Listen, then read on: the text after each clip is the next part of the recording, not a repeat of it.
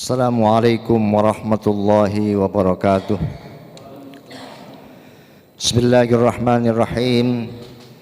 Alhamdulillahi wa kafa, wassalatu wassalamu ala sayyidina Muhammadin al-Mustafa al-muballighil muttaba wa ala alihi wa ashabihi nuril huda wa badriz duja ahli sidqi wal wafa. Amma ba'd. Ma'asyiral muslimin wa zumratal mu'minin rahimakumullah. Syukur alhamdulillah dengan hidayah, taufik dan inayah dari Allah Subhanahu wa taala. Malam hari ini setelah kita melaksanakan berbuka puasa yang biasanya diwarnai oleh perasaan malas karena kekenyangan dan lain sebagainya, namun itu semua tidak menjadi halangan bagi kita untuk tetap menghidup suburkan malam Ramadan dengan berbagai aktivitas amaliyah kita. Oleh karena itu kita berharap mudah-mudahan keberangkatan kita dari rumah menuju ke tempat yang mubarak ini oleh Allah Subhanahu wa taala dicatat sebagai hamba-hambanya yang oleh Rasulullah sallallahu alaihi wasallam disabdakan, "Man qama ramadhana imanan wa ihtisaban ghufira lahu ma taqaddama min dzambi." Kata Rasulullah sallallahu alaihi wasallam, barang siapa yang mau menghidup suburkan malam Ramadan dengan berbagai aktivitas amaliyah kita, dengan salat sunnah tarawih misalnya, dengan tadarrusul Quran umpamanya, atau dengan tazakkur dan tafakkur kehadapan Allah Subhanahu wa taala, dan semua itu didasarkan atas dasar iman kita kepada Allah, pelaksanaannya juga semata-mata ikhtisaban, semata-mata berharap ridho dan pahala darinya, maka insyaallah fa insyaallah kata Rasul, ghufira lahu ma taqaddama min dzambih, Allah akan berkenan mengampuni dosa-dosa kita yang telah lalu. Mudah-mudahan kita semua dikelompokkan oleh Allah Subhanahu wa taala ke dalam golongan hamba-hambanya yang oleh Rasul disabdakan sebagaimana sabdanya tadi, amin ya rabbal alamin. Ma'asyiral muslimin wa zumratal mu'minin rahimakumullah. Setelah kita melaksanakan puasa kurang lebih 10 hari, tentu telah banyak yang bisa kita perbuat untuk mengisi berbagai amaliyah di malam Ramadan ataupun siangnya. Oleh karena itu kesempatan malam hari ini saya akan menyampaikan 3 poin saja berkaitan bagaimana agar Ramadan yang sedang kita hadapi tidak berlalu begitu saja. Setidaknya ada nilai tambah bagi kita untuk meningkatkan amaliyah-amaliyah di malam ataupun siang di bulan yang penuh berkah ini. Yang pertama, sepatutnya lah kita harus merasa senang dan gembira karena Allah Subhanahu wa taala telah memberi kesempatan kepada kita dengan kesempatan yang seluas-luasnya untuk beramal, beribadah sebanyak-banyaknya, dan juga akan dilipat gandakan imbalan yang Allah berikan kepada hamba yang mau meningkatkan amaliyah ubudiyahnya. Dalam bahasa Arab istilahnya bertahniah. Kita harus merasa senang dan gembira lantaran kesempatan untuk berbuat terbuka lebar bagi kita dengan imbalan yang tiada batas dari Allah Subhanahu wa taala. Rasulullah sallallahu alaihi wasallam dalam sebuah sabdanya yang diriwayatkan oleh Imam Nasai dan juga Imam Ahmad, Rasul mengatakan, atakum Ramadan, telah datang kepada kalian bulan Ramadan, syahrun mubarakun, bulan yang penuh berkah, yang keberkahan itu bukan hanya dirasakan oleh mukminin mukminat saja, oleh muslimin muslimat saja, tetapi non muslim pun ikut terimbas akan keberkahan bulan Ramadan. Buktinya kita lihat orang yang berjualan di pasar, kita yakin bahwa mereka yang berjualan bukan hanya dari muslim saja, tetapi non muslim pun banyak yang berjualan di pasar. Namun seiring dengan datangnya bulan Ramadan, Allah meluaskan rizkinya. Mereka dapat mengais rizki dari Allah lantaran keberkahan bulan Ramadan. Itu baru satu sisi, belum sisi yang lain yang berkaitan dengan amaliyah ukhrawi yang bisa kita kerjakan. Kata Rasul, bukan hanya sebagai syahrun mubarak, tetapi faradallahu azza wa jalla siyamahu. Allah mewajibkan kepada mukminin mukminat untuk melaksanakan puasa di siang hari di bulan Ramadan sebagai bentuk pengabdian kita kepada Allah Subhanahu wa taala. Karena di dalam kitab Fiqhus Sunnah karangan Sayyid Sabiq dikatakan, barang siapa yang tidak mempercayai akan puasa sebagai perintah Allah, sebagai kewajiban bagi mukminin mukminat, kata Sayyid Sabiq, maka orang itu dikatakan sebagai orang yang kafirun atau murtadun minal Islam, orang yang kafir ataupun orang yang murtad keluar dari agama Islam. Kita yakin sepenuhnya bahwa saum Ramadan merupakan perintah Allah yang harus kita sauti dengan tulus dan ikhlas akan pelaksananya, sehingga akan membuahkan hasil di hadapan Allah Qadirul Jalil. Amin Allahumma amin. Kemudian tuftahu abwabus sama, dibukalah pintu-pintu langit, wa tughlaqu abwabul jahim, ditutuplah pintu-pintu neraka, wa tughallu fihi maradatus syayatin, dan dibelenggulah setan-setan. Kesempatan bagi kita, Allah telah mengikat setan-setan sehingga tidak begitu leluasa membujuk dan merayu manusia agar mengikuti jalannya yang nyata-nyata. Jalan yang diberikan oleh setan merupakan jalan yang kelihatannya menyenangkan untuk sesaat, namun menyengsarakan untuk selamanya. Belum lagi masih ada kelebihan yang Allah berikan di malam Ramadan, malam yang penuh berkah tadi. Fihi khairun min alfi syahr, di dalamnya ada satu malam yang nilainya jauh lebih utama dibandingkan dengan 1000 bulan. Itulah yang kita kenal dengan nama malam Lailatul Qadar. Lailatul Qadar setidaknya punya 3 arti.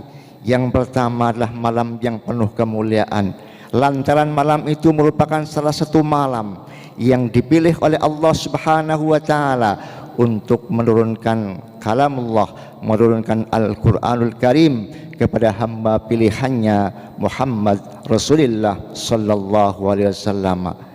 Karena merupakan malam yang dipilih oleh Allah untuk menurunkan kalamullah, maka malam itu menjadi malam yang paling mulia dibandingkan dengan malam-malam yang lain. Lailatul Qadar arti yang kedua juga bisa diartikan malam yang penuh sempit. Mengapa dikatakan malam yang penuh sempit? Lantaran berjubelnya malaikat-malaikat Allah dengan izin Allah, termasuk malaikat Jibril turun ke muka bumi ini sampai hatta matla'il fajr. Mereka dengan izin Allah diberikan izin untuk turun ke bumi, turun ke langit bumi untuk menyaksikan hamba-hamba mana yang beribadah, bertaqarrub, bertadabbur, dan mendekatkan dirinya kepada Allah Subhanahu wa taala. Yang ketiga, Lailatul Qadar juga bisa diartikan sebagai penetapan masa depan umat manusia. Karena dengan diturunkannya Al-Qur'an kepada hamba pilihannya Nabi Muhammad sallallahu alaihi wasallam, kita tahu bahwa Al-Qur'an adalah sebagai hudal linnas, sebagai petunjuk bagi manusia. Maka malam itu merupakan malam penentu masa depan umat manusia dengan diutusnya Nabi Muhammad sallallahu alaihi wasallam. 3 hal itulah yang bisa kita ambil makna dari Lailatul Qadar. Cuman kadang-kadang ada di antara hamba-hamba Allah di mana malam itu merupakan malam yang penuh kemuliaan tetapi tidak mendapatkan apa-apa, begitu saja berlalu tanpa ada yang dapat kita raih di malam yang penuh berkah tadi. Man khurima khairaha faqad khurima, kata Rasulullah. Barang siapa yang terhalang mendapatkan, memperoleh kebaikan di malam yang penuh berkah tadi, faqad khurima, maka sungguh menjadi orang yang terhalang, tidak mendapatkan apa-apa. Karenanya marilah kesempatan masih di awal-awal Ramadan, Kita menyiapkan diri kita untuk menyongsong tamu yang agung, agar kita dengan izin Allah dipertemukan dengan malam yang penuh berkah, yaitu malam yang penuh kemuliaan, yaitu malam Lailatul Qadar. Banyak hadis-hadis yang meriwayatkan terkait dengan malam Lailatul Qadar. Di antaranya kata Rasul, hendaknya kita taharau mencari malam Lailatul Qadar pada 10 putaran yang terakhir, khususnya pada bilangan-bilangan ganjil. Apakah bilangan 21, 23, 25 dan seterusnya. Namun kita jangan terfokus pada ganjilnya itu. Hendaknya setiap malam kita mempersiapkan diri, kita memohon kepada Allah agar dipertemukan dengan malam yang penuh kemuliaan. Lantas apa yang kita baca berkaitan dengan dipertemukan dengan malam yang penuh kemuliaan? Sayyidatina Aisyah pernah bertanya kepada Rasul, apa wahai Rasul yang aku baca agar bisa dipertemukan dengan malam yang penuh kemuliaan tadi? Maka Rasul mengatakan, memintalah kepada Allah ampunan. Allahumma innaka afuwun tuhibbul afwa fa'fu anni. Allahumma innaka afuwun karim tuhibbul afwa fa'fu anna ya karim. Itulah di antara doa yang diajarkan oleh Rasul kepada Aisyah, yang hakikatnya juga diajarkan kepada umatnya Nabi Muhammad SAW. Yang kedua, ibadah yang kita kerjakan ataupun amaliyah yang kita kerjakan hendaknya didasari perasaan ikhlas, semata-mata berharap ridho dan pahala darinya. Jika apa yang kita perbuat dasarnya adalah ikhlas, maka insya Allah kita akan selamat dari bujuk rayu setan, akan selamat dari tipu daya setan yang memang ingin menjerumuskan manusia. Rasul mengatakan, man shoma Ramadhana imanan wa ihtisaban ghufira lahu ma taqaddama min dzambi. Barang siapa yang berpuasa di bulan Ramadan dan dengan dasar iman karena Allah, pelaksananya semata-mata berharap ridho dan pahala darinya, maka ghufira lahu ma taqaddama min dzambi, Allah akan berkenan mengampuni dosa-dosa kita yang telah lalu. Jika ikhlas mendasari segala amaliyah kita, sebagai pondasi kita beramal hanya karena Allah, itu hakikatnya adalah seiring dengan firman Allah, wa ma umiru illa liya'budullaha mukhlisina lahuddin ila akhiril ayat. Tidaklah kami perintahkan kalian semua wahai umat manusia untuk menyembah Allah dengan semurni-murninya, dengan ikhlas karena Allah Subhanahu wa taala. Belum lagi kalau kita mendasari amaliyah kita ikhlas karena Allah, insya Allah kita tidak akan mudah tergoda oleh bujuk rayu setan, di mana setan atau iblis berjanji ke hadapan Allah Subhanahu wa taala yang diabadikan oleh Allah dalam surat Al-Hijr ayat 39-40. Allah mengabadikan, qala rabbi bima aghwaytani la uzayyina lahum fil ardi wa la ughwiyannahum ajma'in illa ibadaka minhumul muhlasin. Kata Allah, iblis mohon kepada Allah, Rabb, wahai Tuhan kami, oleh sebab engkau telah memutuskan aku sebagai hamba yang sesat, sebagai hamba yang durhaka, maka janji iblis, la uzayyina lahum, akan aku jadikan indah kemaksiatan-kemaksiatan yang ada di bumi ini. Sekilas menyenangkan, menggembirakan, namun hakikatnya akan menyengsarakan kita untuk selamanya. La uzayyina lahum, akan kami jadikan indah segala bentuk kemaksiatan yang ada di muka bumi ini. Biasanya menyenangkan tetapi akan menyengsarakan. Bukan hanya itu janji iblis, wala uhyannahum ajmain, dan akan kami sesatkan seluruh umat manusia tanpa terkecuali, illa ibadaka minhumul mukhlasin, kecuali orang-orang yang ikhlas karena Allah Subhanahu wa taala. Jadi jika ikhlas mendalil segala amaliyah kita, maka insya Allah sedikit banyak kita akan dapat menghindar dari bujuk rayu setan yang memang merupakan musuh umat manusia. baik yang kecil maupun yang besar dan seterusnya. Yang ketiga, mari momentum Ramadan ini kita manfaatkan sebaik-baiknya untuk menambah wawasan kita, khususnya wawasan pengetahuan agama. Jangan jadikan Ramadan berlalu begitu saja tanpa ada pengetahuan yang dapat kita peroleh dari malam demi malam yang kita laksanakan dengan sholat tarawih dan sebagainya. Jadikan momentum Ramadan sebagai wahana untuk menambah pengetahuan bagi kita, sebagai bekal penyempurna amal ibadah kita. Jangan sampai kita terjebak sebagaimana yang dikatakan oleh Shahibuz Zubad. Di dalam kitab Zubad dikatakan, wa kullu man bi ghairi ilmin ya'malu amaluhu mardudatun la tuqbalu. Kata Shahibuz Zubad mengatakan, wa kullu man, banyak orang yang beramal kebaikan namun tidak didasari oleh pengetahuan yang memadai akan amaliyah tadi, maka amaliyah tadi mardudatun, tertolak, la tuqbalu, tidak diterima. Kita tahu bahwa puasa merupakan sesuatu yang diwajibkan oleh Allah, namun kita kurang tahu bagaimana hal yang membatalkan puasa, belum lagi membatalkan secara lahiriah, makan, minum dan sebagainya, dan ada juga yang membatalkan atau menggugurkan pahala puasa kita.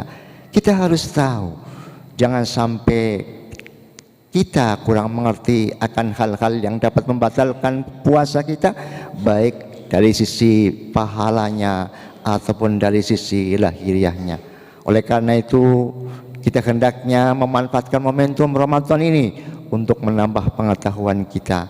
Rasul mengatakan, majtama qaumun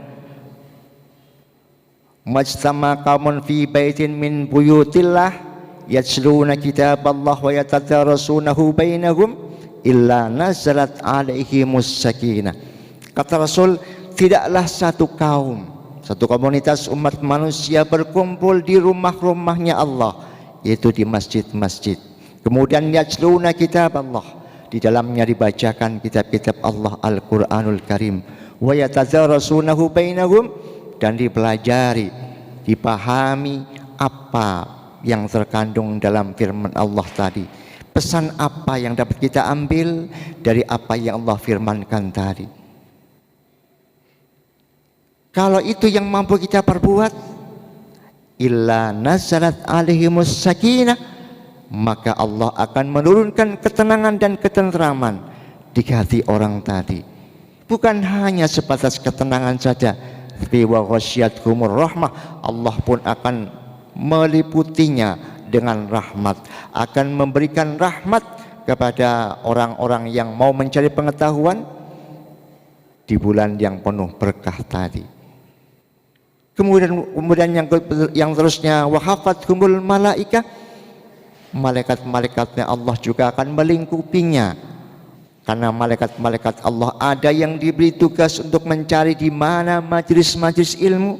Disitulah mereka akan singgah dan akan melingkupi orang-orang yang mencari pengetahuan.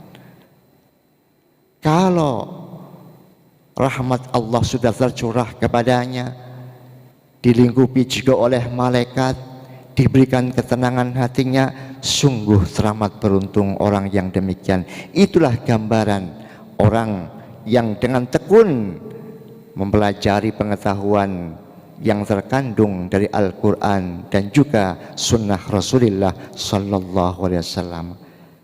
Allah juga senang dan membanggakan hamba-hamba yang tadi, wa zakarallahumullah fi man indah. Allah pun menyebut hamba-hamba tadi di sisi hamba-hamba yang lain.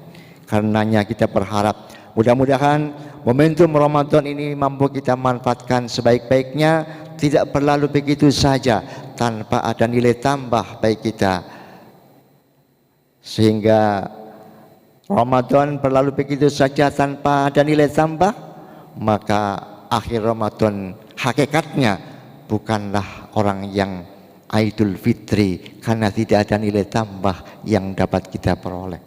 Orang yang akan mendapatkan Idul Fitri adalah orang yang mampu memetik dan memanfaatkan momentum Ramadan untuk beramal soleh, ada nilai tambah di dalamnya.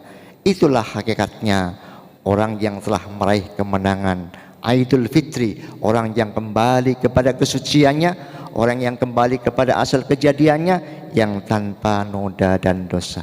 Mudah-mudahan Allah Subhanahu wa taala memasukkan kita semua ke dalam golongan hamba-hambanya yang pada akhir Ramadan nanti betul-betul sebagai orang yang Idul Fitri. Amin Allahumma amin. Terima kasih. Wallahul muwaffiq ila aqwamit thoriq. Wassalamualaikum warahmatullahi wabarakatuh.